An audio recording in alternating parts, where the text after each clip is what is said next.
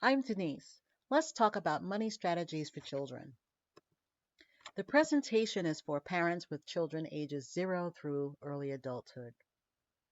We know that economists and financial strategists tell us that middle income families will spend about $272,000 throughout their children's development on raising them. And so it's ever so important to not only plan for your child's financial future, but to involve them in the process throughout their development. And this is all for their lifetime journey ahead. So let's think about the beginning. You're having a baby. Perhaps you and your partner have planned, the key essentials, the room's ready, the crib's there, you've got the pediatrician. Mom, you have been eating healthy, you're getting ready together. You've got all the essentials that you need.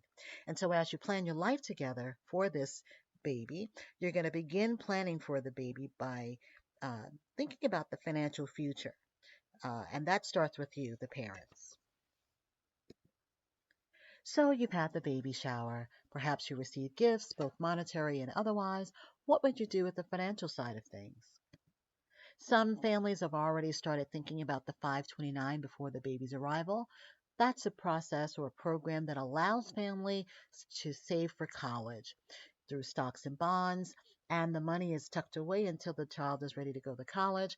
If the child decides not to go, the family can move the money to another family member immediate into the family.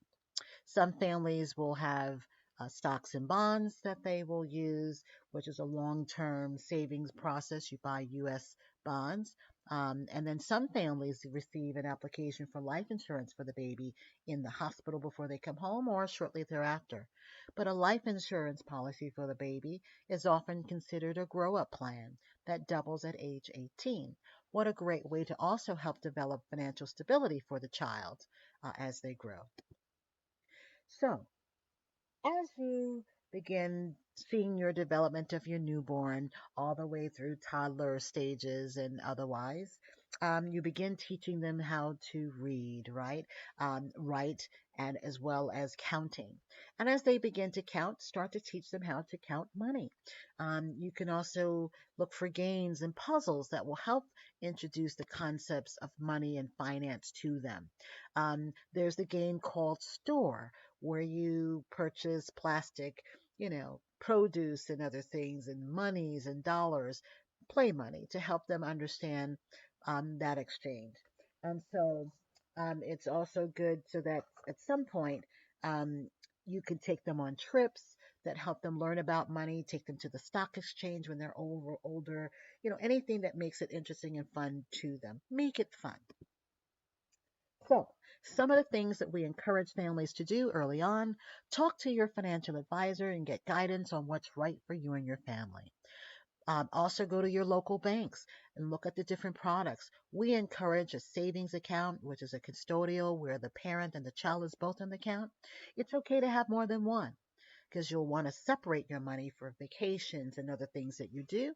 The savings bonds, which is a long term savings plan for the child.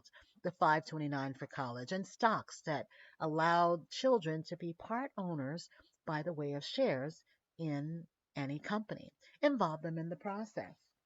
And so instead of families and friends giving children for birthdays and graduations toys and clothes, encourage them to donate towards the 529 plan, or even so that they can directly deposit into your children's account. We recommend a savings account, as we say. And if the parents or if the friends and loved ones donate directly into the child's 529, they can start the 529 for the child, and they can have tax benefit right away. So it's a win-win for everyone. They get a tax break. So that's a win. And then as you think about the variety for the child, as we think of stocks, how fitting, how excited the children would be to have knowledge that they are part owners in Disney, their favorite theme park, or maybe Haagen-Dazs, their ice cream company.